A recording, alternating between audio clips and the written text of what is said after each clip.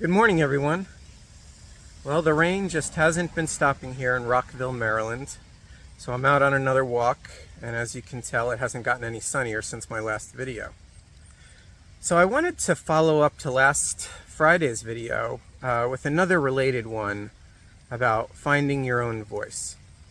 So when I posted that video, someone commented about how it was tough for them to find their own voice.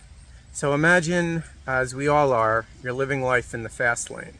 And there's lots of things going on, work, family, other commitments. You're moving around fast. It can be hard under those circumstances to, kind of know what your own inner voice is telling you. What's the right thing to do, other than the commitments that are right in front of you. And I want to bring up two possibilities as far as, just being able to stay in touch with what's important to you.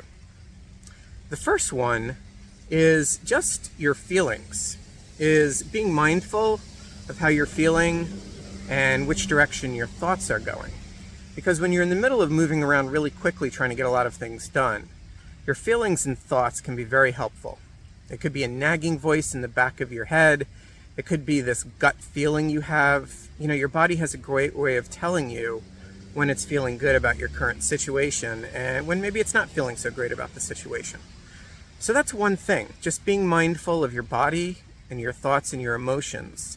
So even though that might not be a voice per se, that is a voice within you, speaking through you, giving you signals about what might be good and what might not be good.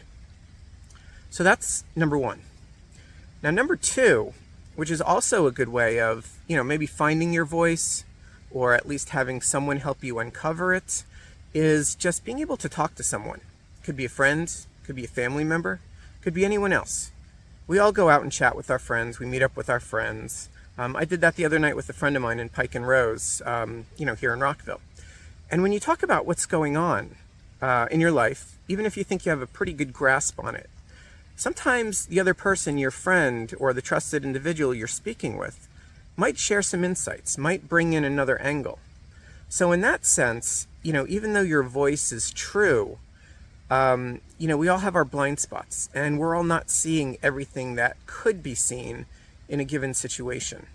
So in terms of finding your voice, it might not always be about stillness or yoga or meditation or anything like that.